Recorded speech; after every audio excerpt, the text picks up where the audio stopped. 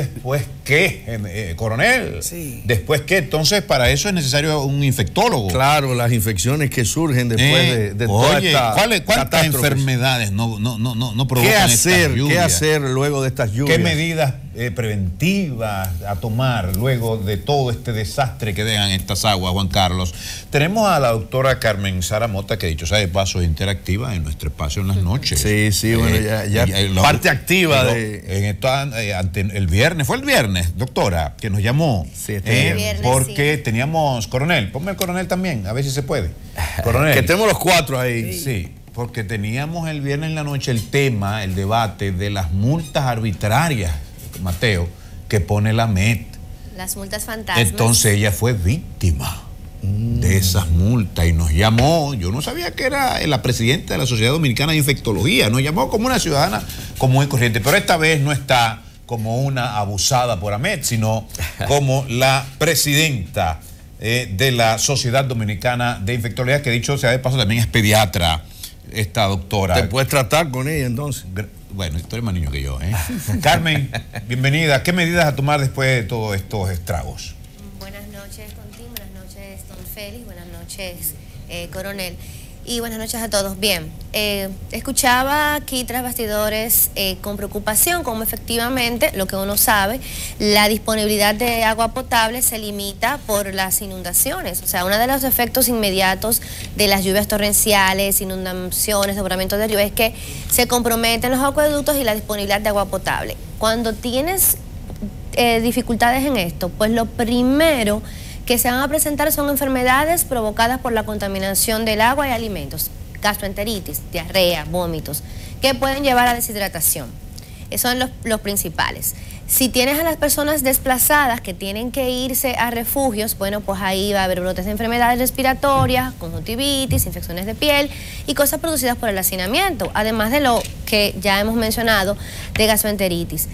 Cuando pasan más días, esas aguas acumuladas se aposan, se convierten en criaderos de mosquitos, entonces tenemos las enfermedades transmitidas por mosquitos vectores. Ahí vamos a volver a ver dengue, chikungunya, zika, malaria y todo lo demás. ¿Qué debe hacer la población? El ciudadano común debe tratar en la medida de lo posible de evitar el contacto con aguas contaminadas, porque también están los casos de leptospirosis que se ven cuando se entra en contacto con aguas que pueden estar infectadas de leptospiras y estas entran a su vez en contacto con la piel. Si una persona está en un ambiente donde se inundó su casa, pues va a ser prácticamente inevitable que esté en contacto con esa agua. Pero, por ejemplo, lo digo más por a veces niños que en esos charcos, esas lagunas artificiales que se arman de repente y las usan como recreación, deben evitar este tipo de contacto en la medida de que sea posible para evitar esto. Entonces, por otro lado, si usted no está seguro de que el agua que está consumiendo es potable, hiérvala.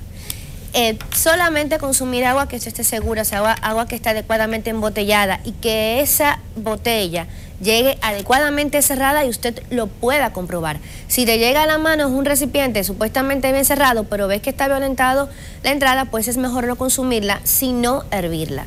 Y yo diría que en los sitios donde, o sea, en estas comunidades, por ejemplo, que ustedes han mostrado, donde evidentemente hay gran destrucción, lo mejor es que todo el agua aún llegue cerrada, la gente, si es posible, la hierva antes de consumirla, para evitar, de cierta manera, o por tratar de prevenir esas infecciones. Y los alimentos deben estar adecuadamente cocidos, nada crudo. Incluso tratar de consumir cosas que puedan conservarse a temperatura ambiente, porque también muchas veces la energía eléctrica falla en comunidades que están en estas situaciones, muchas veces por destrucción de las mismas redes y otras porque a manera de prevención, para evitar otras tragedias, también se corta la energía, porque sabemos que la electricidad y el agua son muy buenos amigos. Se hacen enemigos de nosotros después que se juntan. Doctora, a raíz de estas lluvias, ¿cuáles son las infecciones y las enfermedades más comunes que brotan? Como había mencionado, gastroenteritis, es decir, infecciones intestinales que se manifiestan como vómito y diarrea, leptospirosis, que incluso está estadísticamente demostrado que hay brotes después de inundaciones en personas que normalmente no estarían en contacto con esta bacteria. Doctora, de las hepatitis, escúchame, Juan Carlos, sí. ¿Cuál de las hepatitis, por ejemplo? Específicamente transmitida por agua y alimentos, la hepatitis A. Porque la vía de adquisición de las demás hepatitis, las más frecuentes como la B y la C, es otra. En este caso sería hepatitis A. Doctora, y otras infecciones intestinales como o sea, las virosis, amebas, salmonelas, shigella, Escherichia coli, otras bacterias que pueden contaminar el agua. Sí que hay dengue, doctora. Sí que hay dengue, no las vamos a ver, por ejemplo, pasado mañana. Vamos a ver aumento de estos casos posiblemente unas 2 o 3 semanas después. O sea, cuando esas aguas bajen, entonces en esos pozos que se quedan, en esos todas esas basuras que usted deja en su patio y en las calles que puedan albergar agua, que se vuelven criaderos, se crean los mosquitos y entonces luego vamos a tener brotes de dengue. Puede ser zika, puede ser chikungunya, puede ser también malaria, porque los mosquitos van a proliferar y todas las enfermedades que son transmitidas por esto, pues las vamos a ver en aumento también. Doctora, como bien usted dijo, tratar de evitar hacer contacto con aguas estancadas, tratar mucho más de no ingerirlas. Así es. Cuando es inevitable, se inunda la casa, el niño, la señora, el señor toman esta agua o hacen contacto con ella, ¿qué pasa luego? ¿Qué debemos hacer? ¿Cuáles son los síntomas, los primeros síntomas que se nos presentan? Y medidas a tomar inmediatas. Mira. Exacto. Lo ideal, por ejemplo, si por alguna razón entras en contacto con el agua, en cuanto sea posible, despojarse de esa agua, secarse, ponerse ropa limpia y seca. En caso de que usted tenga sintomatología, vamos a irnos por sistema. Si tengo, por ejemplo, náuseas, vómito, diarrea, tratar de ingerir líquidos que hidraten y acudir a un centro de atención, evitando signos de deshidratación. En caso de los niños, por ejemplo, y personas muy mayores, vómitos, o sea, tú puedes vomitar una sola vez, pero si en un lapso de, por ejemplo, de 1 hora vomitas 3 veces seguidas, puedes deshidratarte. Ahí es mejor acudir a un centro de salud, porque tal vez la hidratación oral no va a ser efectiva y necesitas hidratación endovenosa. Exacto. En caso de, por ejemplo, ya cuando pensamos en infecciones más serias, fiebre, dolor de cabeza, malestar. Si has estado en situaciones de este tipo, o sea, se inundó mi casa, estoy en un sitio de mucha destrucción y 3 o 4 días luego tengo fiebre, dolor de cabeza, puedo estar incubando una enfermedad potencialmente grave. Entonces, evitar la automedicación, acudir a un centro de salud, ser evaluado por un facultativo que determinará si necesitas exámenes de sangre, si necesitas otra medicación e incluso evaluar la necesidad de ingreso. No automedicarse. Afortunadamente, como usted nos menciona, los síntomas empiezan 2, 3, 4 días después, donde ya hay comunicación quizás, o mejor comunicación para llegar a un hospital.